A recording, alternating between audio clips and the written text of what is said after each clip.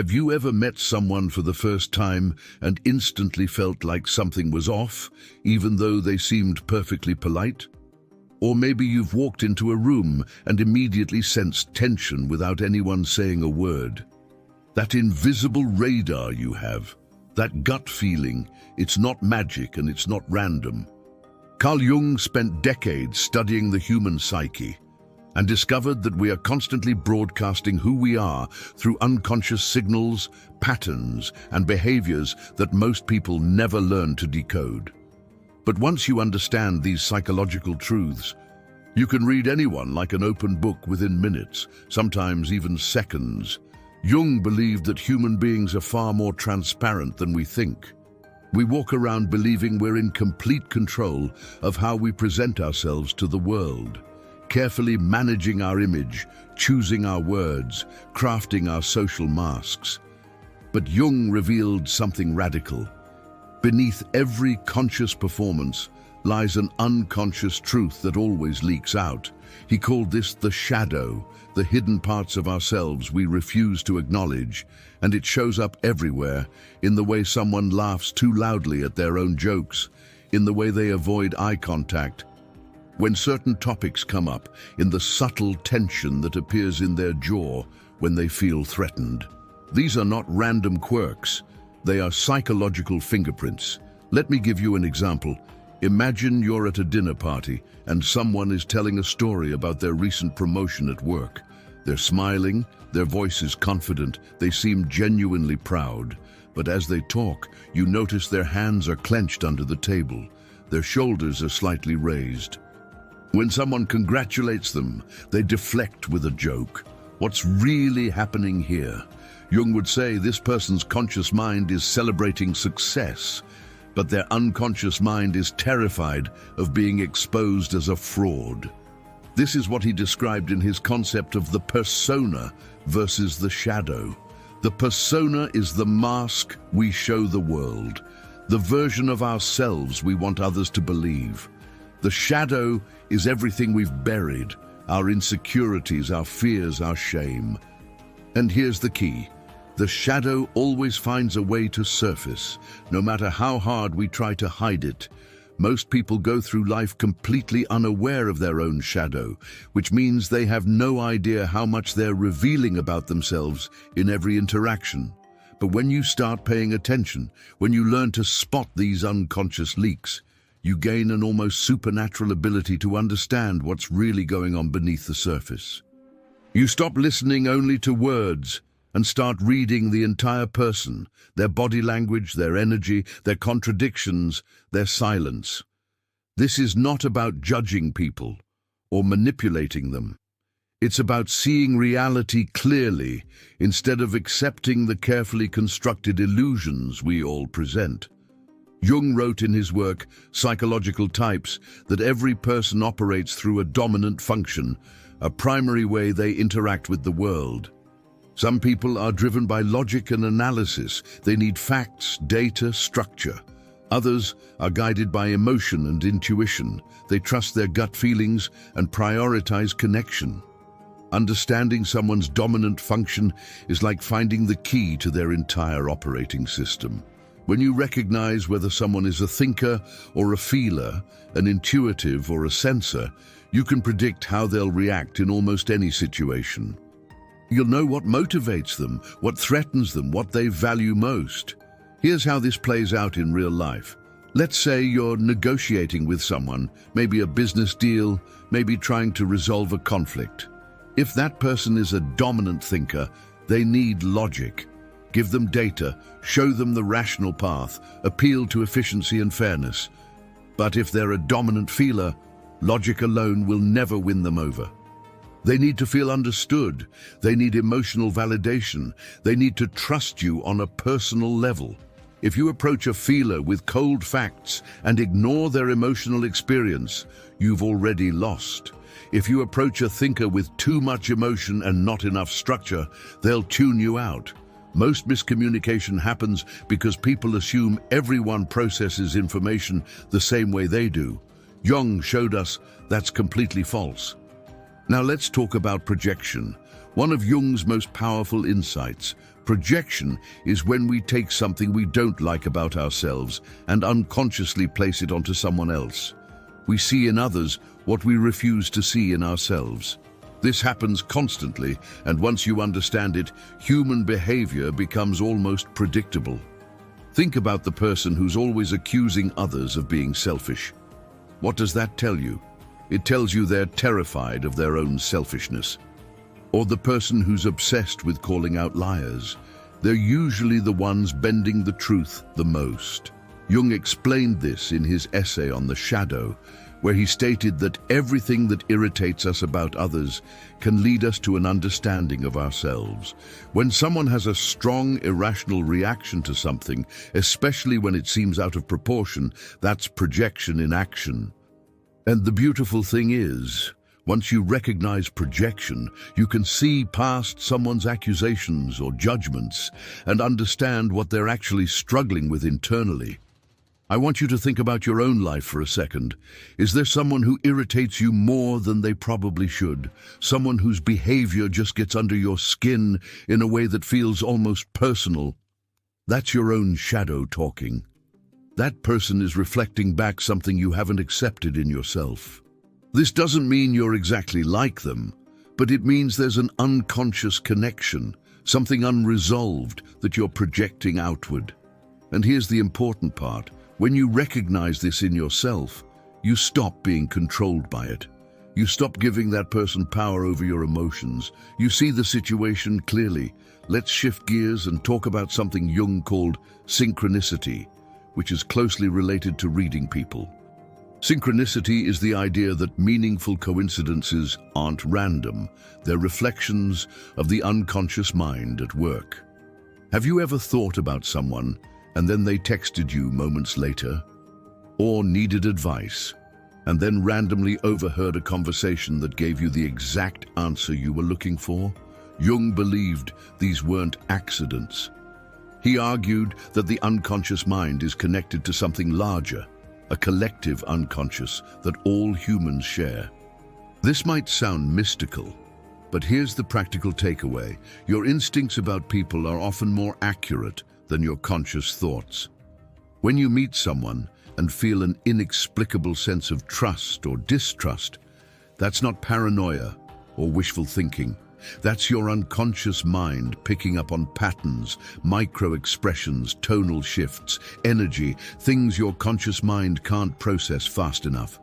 Jung would say, trust that instinct. It's rooted in something real. One of the most reliable ways to read someone is to watch how they react under pressure. Jung observed that stress strips away the persona and forces the shadow to emerge. When someone is comfortable and in control, they can maintain their mask easily. But introduce uncertainty, conflict, or vulnerability, and you'll see who they really are. Pay attention to how someone treats a waiter when their order is wrong. Watch how they respond when they don't get their way. Notice what happens when they're criticized or challenged. These moments reveal core truths because the unconscious takes over when the conscious mind is overwhelmed. A person who stays calm, who listens, who takes responsibility, that's someone with a strong, integrated sense of self. A person who lashes out, blames others, or shuts down completely, that's someone still at war with their own shadow. Jung also gave us the concept of archetypes, universal patterns of behavior that show up across all cultures and throughout history. The hero, the caregiver, the rebel, the sage, the lover. Everyone embodies certain archetypes, and once you identify which one someone is operating from, you can predict their motivations and reactions with startling accuracy. The hero archetype, for example, is driven by the need to prove themselves, to overcome challenges, to be seen as strong and capable. If someone constantly takes on too much responsibility, if they can't ask for help, if they define their worth by their achievements, they're living out the hero archetype. And here's the danger. The hero often burns out because they're so afraid of appearing weak that they ignore their own limits. Understanding archetypes isn't about putting people in boxes, it's about recognizing the deeper psychological patterns that shape behavior. Another layer Jung gave us is the idea of the anima and animus, the unconscious feminine side in men and the unconscious masculine side in women. This has nothing to do with gender stereotypes and everything to do with psychological balance. A man who's completely cut off from his anima, from his emotional depth, his intuition, his vulnerability, will come across as cold, rigid, disconnected. A woman who's disconnected from her animus, from her assertiveness, her logic, her independence, might struggle with boundaries and self-advocacy. When you meet someone who seems unbalanced, who leans too heavily into one side, that imbalance will show up in their relationships, their decisions, their entire way of being. Jung believed that true psychological maturity comes from integrating both sides, from becoming whole. And when you meet someone who's done that work, you feel it immediately. There's a groundedness, a presence, a sense of inner harmony that's impossible to fake. Let me tell you something crucial. Most people are not trying to deceive you. They're trying to deceive themselves. The lies people tell, the stories they construct, the roles they play, these aren't usually conscious manipulations, they're survival mechanisms. Jung understood that the psyche protects itself by creating narratives that make pain bearable, that justify behavior, that maintain a sense of identity.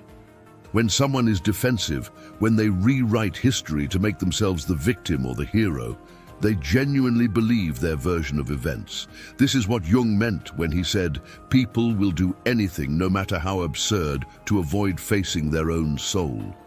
The ego will twist reality into knots before it admits a painful truth. So when you're reading someone, don't look for conscious lies. Look for the places where their story doesn't add up, where the emotional tone doesn't match the words, where there's a gap between what they claim and what they reveal. Here's a practical example. Someone tells you they're completely over their ex, that they've moved on, that they're happy being single. But every conversation somehow circles back to that relationship. They still follow their ex on social media. They compare every new person they meet to that past partner. What's the truth here? The conscious mind wants to believe they've moved on. The unconscious mind is still completely attached. Jung would say, this person hasn't processed the relationship, they've repressed it.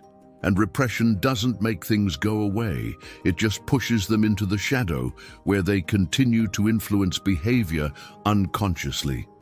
When you spot this kind of contradiction, you're seeing the gap between persona and shadow, between what someone wants to be true and what actually is. Now, I want to address something important. If you're learning to read people this way, you also have to accept that you are just as readable. You are broadcasting your unconscious patterns, your fears, your desires, your unresolved issues, just as clearly as everyone else. Jung's work isn't just about understanding others, it's about understanding yourself. He wrote in his book, Modern Man in Search of a Soul, that the privilege of a lifetime is to become who you truly are. That requires brutal honesty. It requires looking at your own shadow, acknowledging the parts of yourself you've been avoiding, integrating them instead of projecting them onto others. The more self-aware you become, the less power others have to manipulate or confuse you. You stop reacting from your wounds, you start responding from clarity. There's a concept Jung introduced called individuation, which is the process of becoming your true self, beyond the masks, beyond the roles society assigns you, beyond the unconscious patterns you've inherited. Most people never complete this process. They spend their entire lives playing roles, parent, employee, friend, partner, without ever stopping to ask who they actually are underneath all of that. Individuation is uncomfortable because it requires you to confront everything you've been avoiding, but it's also the only path to real freedom. And here's what's fascinating. When you meet someone who's genuinely on this path, who's doing the hard work of self-examination and integration, you recognize them instantly. There's a depth, an authenticity, a lack of pretense that's magnetic. They don't need to prove anything. They're not performing. They're simply present. Let me give you another layer. Jung talked about the idea of complexes, which are clusters of emotions, memories, and associations that get triggered by certain situations. Everyone has complexes. Maybe you have a complex around authority figures because of a difficult relationship with a parent. Maybe you have a complex around rejection because of past experiences. These complexes hijack your rational mind when they're activated. You stop thinking clearly and start reacting from old wounds. When you're reading someone, pay attention to what triggers them. If someone has an outsized reaction to criticism, that's a complex around inadequacy. If someone becomes defensive when their loyalty is questioned, that's a complex around trust. These reactions are windows into unresolved pain. And once you see someone's complexes, you understand the emotional landmines they're navigating, which gives you a completely different level of insight into their behavior. Here's a real-world application. Let's say you're in a relationship, romantic or otherwise, and the other person keeps creating drama over small things. They pick fights, they misinterpret your words, they seem to need constant reassurance. What's happening? Jung would say they have an unresolved complex, probably around abandonment or self-worth. They're not actually reacting to you, they're reacting to their own unconscious fears. Their behavior is a desperate attempt to confirm or deny their deepest insecurities. When you understand this, you stop taking it personally. You see it for what it is, a cry for healing. This doesn't mean you have to tolerate toxic behavior, but it does mean you can respond with clarity instead of reactivity. One of Jung's most profound statements was this: "Until you make the unconscious conscious, it will direct your life, and you will call it fate." Think about that. How much of what you consider destiny is actually just unexamined patterns? How many of your struggles are the result of unconscious programming you've never questioned? And here's the flip side. How many people are you judging based on their unconscious behavior, not realizing they're trapped in patterns they don't even see? When you learn to read people through Jung's lens, you develop compassion alongside insight. You see that everyone is fighting battles they don't fully understand. You see that most dysfunction isn't malicious, it's unconscious, and that understanding changes everything. Let's talk about something practical: micro-expressions. Jung didn't use this term, but his theories align perfectly with modern research on nonverbal communication. Micro-expressions are tiny, involuntary facial movements that flash across someone's face in a fraction of a second, usually before their conscious mind can control it. These expressions reveal true emotions that contradict what someone is saying. A person might be smiling and telling you everything is fine, but if you catch a micro-expression of contempt or fear, you know there's something else going on. Jung would say these micro-expressions are the shadow leaking through. The persona says one thing, the body reveals the truth. Learning to spot these takes practice, but once you start noticing them, you realize how much information people give away without knowing it. Another critical piece is understanding energy and presence. Jung believed in what he called psychic energy, the life force that animates our thoughts, emotions, and actions. Everyone has a baseline energy, and when that energy shifts dramatically, it's a sign something has changed internally. Have you ever been around someone who suddenly became distant, whose energy felt different even though they were acting normal? That shift isn't random. Something in their unconscious has been activated. Maybe they're processing something difficult. Maybe they're hiding something. Maybe they're disconnecting emotionally. When you're attuned to energy, you pick up on these changes before words ever confirm them. This isn't mystical, it's psychological. We are constantly emitting and receiving emotional signals, and most of it happens below conscious awareness. Jung also explored the power of silence. He observed that what people don't say is often more revealing than what they do say. When someone avoids a topic, when they change the subject quickly, when they give vague non-answers, that silence is speaking volumes. It's pointing directly at the wound, the fear, the secret. If you ask someone about their family and they suddenly get uncomfortable, if you mention someone's name and the energy in the room shifts, those are psychological tells. The unconscious doesn't lie. It can't. It simply reacts, and those reactions are always true, even when the words are carefully constructed lies. Now let's address the darker side. Jung acknowledged that humans have a capacity for destruction, manipulation, and cruelty, and it all stems from the unconscious shadow. When someone has completely rejected their shadow, when they've pushed down all their darkness and refused to integrate it, that shadow doesn't disappear. It grows stronger and more dangerous. This is how you get people who present as saints but are secretly abusive. This is how you get leaders who speak of morality while committing atrocities. The bigger the persona, the bigger the shadow. If someone seems too good to be true, if they never admit mistakes, if they position themselves as morally superior, be cautious. Jung warned that this kind of inflation, this identification with the persona, always leads to a catastrophic breakdown. The shadow will erupt eventually, and when it does, it's devastating. So how do you protect yourself from manipulation? First, trust your gut. If something feels off, it probably is. Your unconscious is picking up on contradictions your conscious mind hasn't processed yet. Second, watch for consistency over time. Anyone can fake authenticity for a day or a week, but sustained authenticity is nearly impossible to fabricate. Manipulators slip up. They reveal themselves through inconsistencies, through moments when the mask drops. Third, notice how someone treats people who can't benefit them. How do they treat waiters, janitors, people they consider beneath them?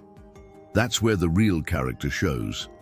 Jung would say, character is what emerges when the persona is stripped away, and pressure, stress, and perceived insignificance strip it away faster than anything else. There's also the concept of transference, which Jung explored extensively. Transference is when we unconsciously transfer feelings from one relationship onto another. You might meet someone who reminds you of a parent, and suddenly you're reacting to them with the same emotions you had toward that parent, even though this new person hasn't done anything to deserve it. This happens constantly in relationships. People fall in love with projections, not real people. They see what they want to see, what their unconscious needs to see, and then they're devastated when reality doesn't match the fantasy. When you understand transference, you stop confusing emotional intensity with truth. You ask yourself, am I responding to this person as they actually are, or am I responding to an unconscious template I'm projecting onto them? Jung believed that true insight requires stillness. In our modern world, we're constantly distracted, constantly performing, constantly consuming information. We never give ourselves space to actually observe, to reflect, to integrate. But reading people effectively requires that you slow down. You can't pick up on subtle psychological signals when you're rushing through interactions, checking your phone, thinking about the next thing. Presence is power. When you're fully present with someone, when you're not performing or strategizing, you become a mirror. You reflect back their unconscious patterns without judgment, and that presence itself often causes people to reveal far more than they intended.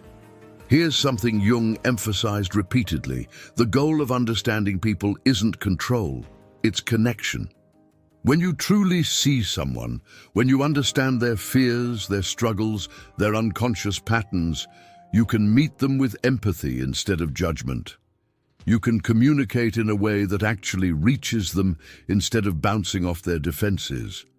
You can build trust because you're responding to who they actually are, not who they're pretending to be. This is the difference between manipulation and mastery. Manipulation uses psychological insight to exploit. Mastery uses it to connect, to heal, to elevate. I also want to talk about something Jung called the collective unconscious, which is the idea that beneath our individual unconscious minds, there's a deeper layer of shared human experience. This collective unconscious contains universal symbols, myths, and patterns that show up across all cultures.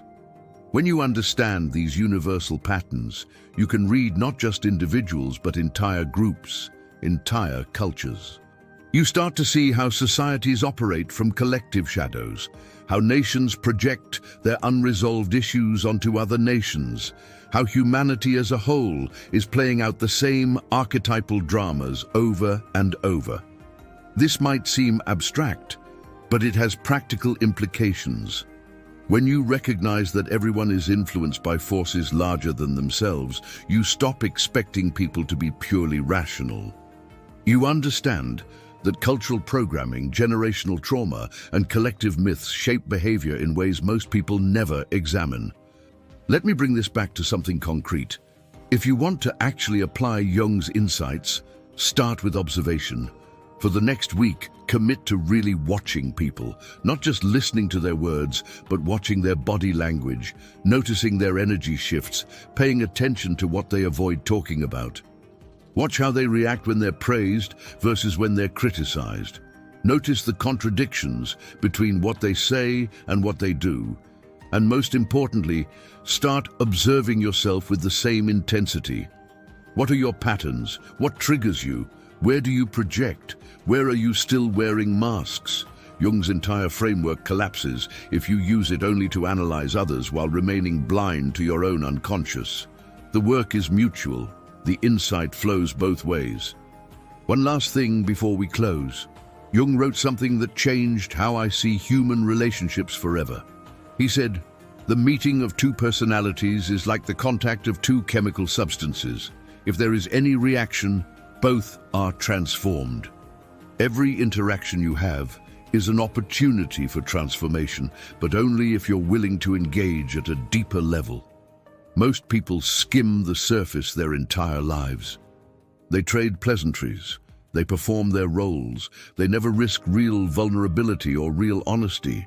But when you learn to read people, when you develop the courage to see and be seen, you open the door to connections that actually matter, relationships built on truth instead of illusion.